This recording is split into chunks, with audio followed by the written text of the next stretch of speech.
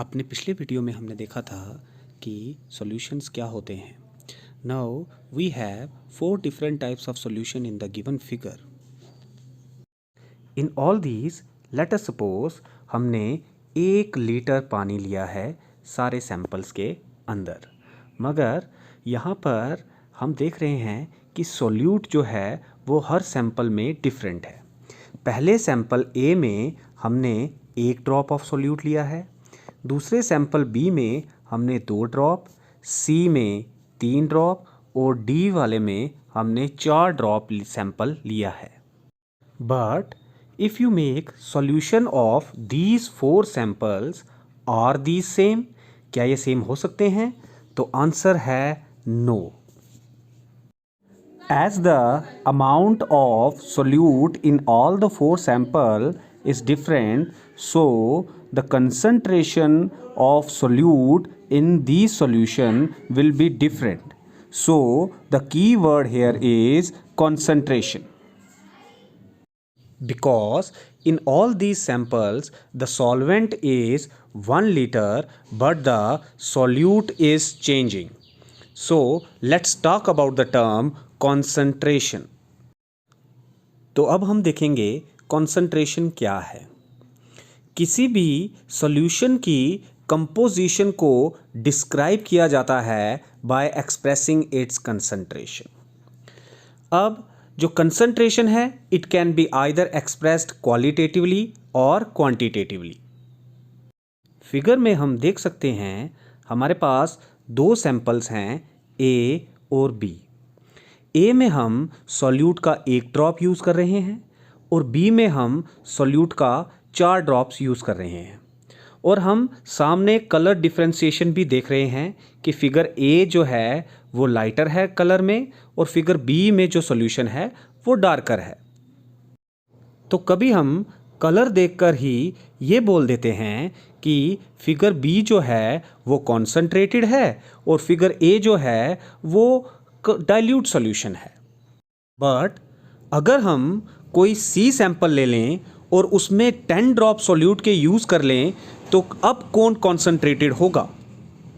So it always creates confusion.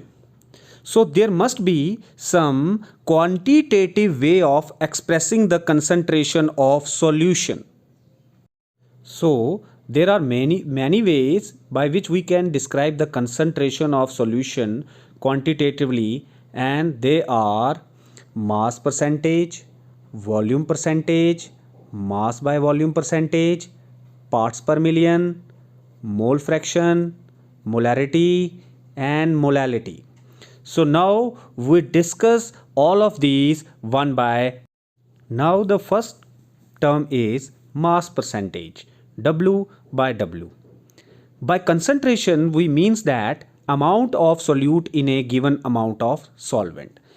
कि हम अगर सॉल्वेंट की रेशो को या वैल्यू को फिक्स कर दें तो हम उसमें कितना सॉल्यूट ऐड कर रहे हैं उसको हम क्वांटिटेटिवली चेक कर सकते हैं। तो फर्स्ट टर्म मास परसेंटेज में भी हम यही देखेंगे। The mass percentage of a component in a given solution is the mass of a component per 100 gram of solution. For example, if we have WA is the mass of component A and WB is the mass of component B in solution, then mathematically mass percentage of A is WA, that means mass of A, divided by mass of whole solution WA plus WB multiplied by 100. For example, if we have 5% W by W of NaCl solution, it means that the solution contains 5 gram of NaCl in 95 grams of water. Means अगर हमारे sample में 5 ग्राम NaCl है 100 gram of solution में, तो अगर हमें mass percentage निकालनी है NaCl की तो हम 5 को डिवाइड करेंगे by the whole solution that is 100 multiplied by the 100%, That means we have 5% W by W mass percentage of NaCl in the solution. Now let's talk about volume percentage. The volume percentage is defined as the volume of the component per 100 parts by volume of the solution.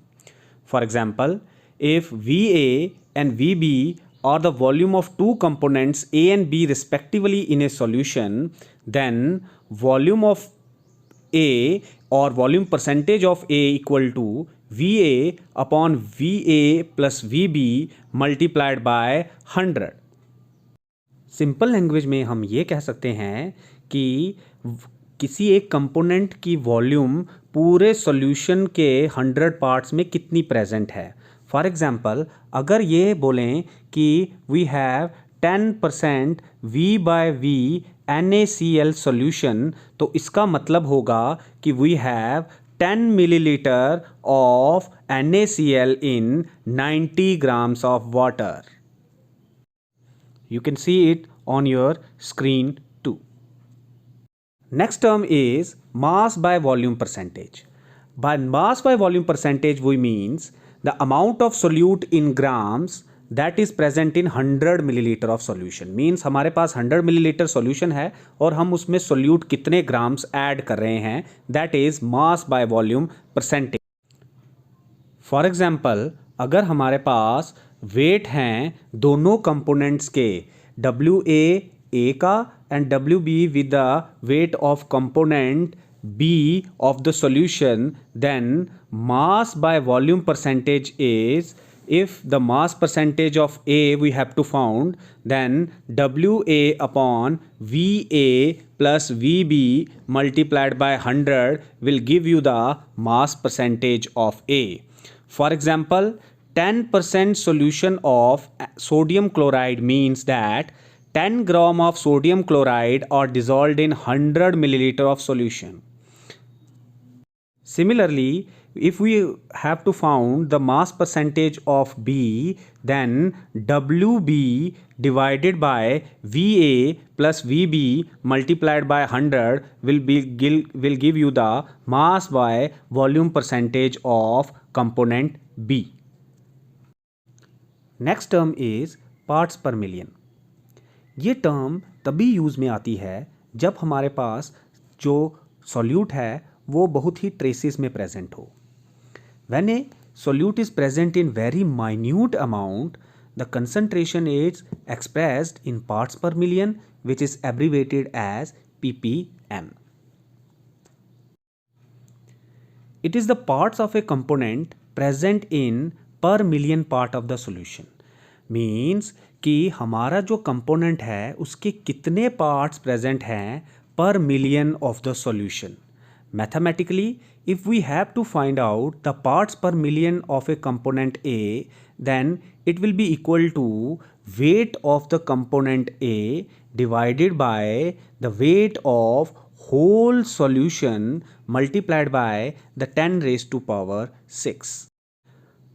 ppm is used to express, like the example, if you have to find out the concentration of pollutants in the air or the dissolved oxygen present in the sea water.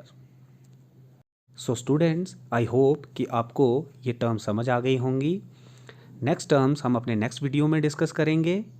So please like, share and subscribe my YouTube channel chemistry master bye Ajay Sharma.